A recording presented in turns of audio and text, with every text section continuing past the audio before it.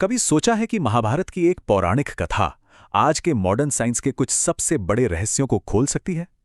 आज हम अर्जुन की उसी अविश्वसनीय तपस्या की गहराई में उतरेंगे, जहां प्राचीन ज्ञान और आज की साइंस एक दूसरे से हाथ मिलाते हैं। ये सुनने में किसी सुपर हीरो की कहानी जैसा लगता है ना?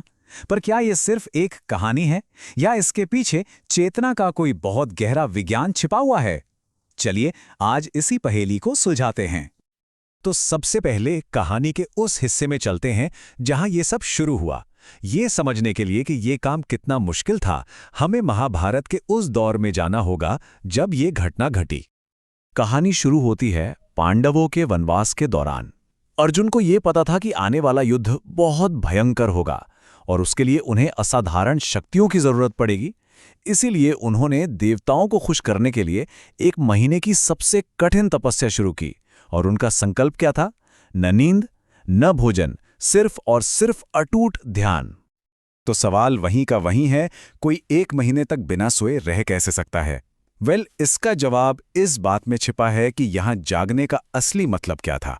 ये सिर्फ शारीरिक रूप से आंखें खुली रखने से कहीं ज्यादा गहरी अवस्था थी। ये स्लाइड इस फर्क को बहुत अच्छे से समझाती है।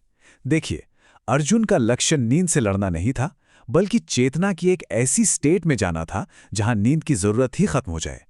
एक तरफ है हमारी आम नींद की कमी, जो शरीर और मन दोनों को बुरी तरह थका देती है, और दूसरी तरफ है ये योगिक जागृति, जहां शरीर तो गहरी नींद जैसा आराम कर रहा है, पर मन पूरी तरह से अलर्ट है, जागरूक है। नतीजा थकान नहीं, बल्कि एक नई ऊर्जा, एक तरह का कायाकल्प। योग विज्ञान में इस खास अवस्था को समाधि कहते हैं। ये नींद और जागने की हमारी नॉर्मल स्टेट से बिल्कुल परे है।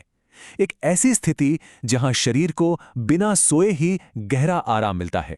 अर्जुन ने असल में इसी समाधि की अवस्था को साध लिया था।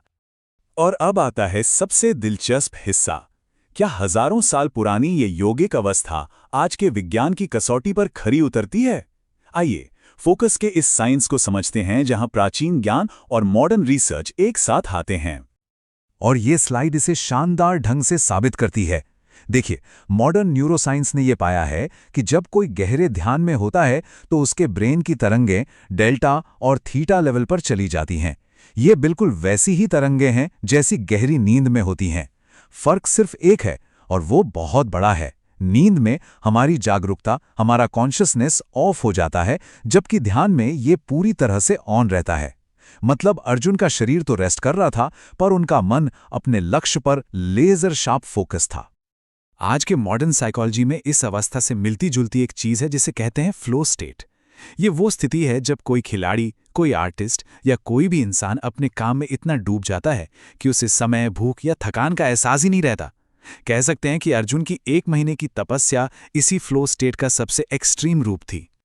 अब एक सवाल और उठता है कि बिना खाए के शरीर कैसे चला? योगिक दर्शन इसका जवाब प्राण शक्ति में देता है।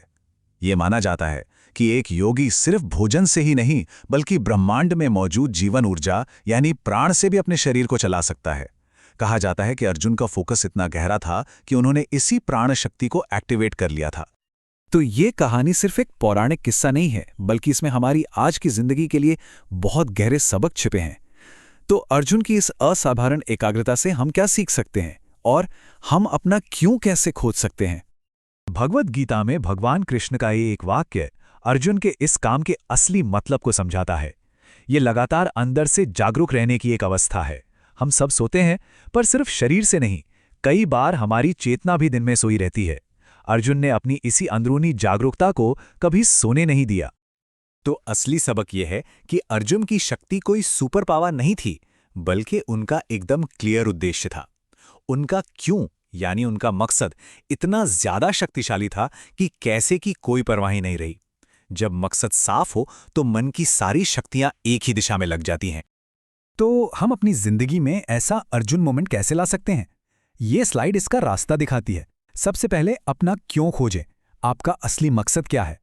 फिर अपनी सारी एनर्जी उसी लक्ष्य की ओर लगा दें। रास्ते में आने वाले सभी भटकावों को, सभी डिस्ट्रैक्शंस को हटा दें।